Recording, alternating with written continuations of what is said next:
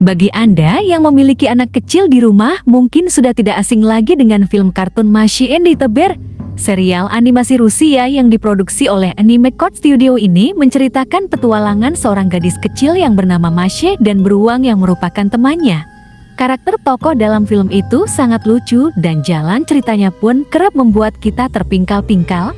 Tapi di balik lucuannya, film Mashy and the Bear ternyata diangkat dari kisah nyata yang kelam dan tragis. Mashy yang ada di film ini sudah meninggal 21 tahun yang lalu, dan film Mashy and the Bear ini untuk mengenang Mashy. Apakah Anda pernah melihat orang tua Mashy dalam film ini? Mashy tadinya adalah anak perempuan biasa yang meminta orang tuanya untuk datang ke sebuah acara sirkus.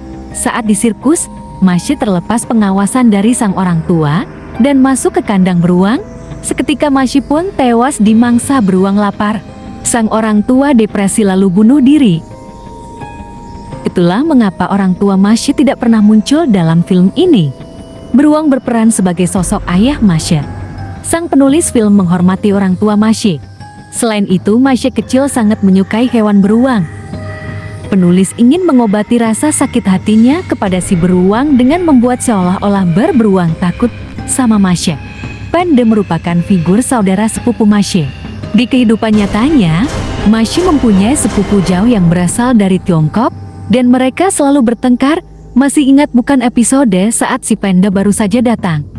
Kelinci adalah figur teman Mashy yang cukup nakal.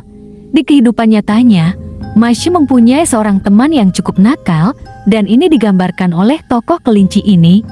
Penguin adalah figur saudara Mashy. Walau jarang muncul di film ceritanya, tapi di kehidupan nyata, saudara Mashy ini masih hidup dan benar-benar ada, dan dialah yang membuat cerita Mashy and the Bear. Nah, itulah sepenggal kisah dari film kartun yang mengemaskan dari Mashy and the Bear yang terkenal itu. Namun di balik kisahnya yang lucu dan menggemaskan, ternyata ada kisah yang mengerikan dari Mashy yang sesungguhnya.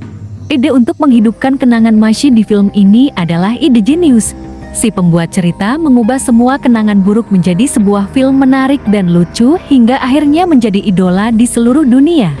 Maafkan saya ya fans jika penyebutan nama karakter dalam video yang saya buat ini agak aneh karena saya adalah teknologi AI.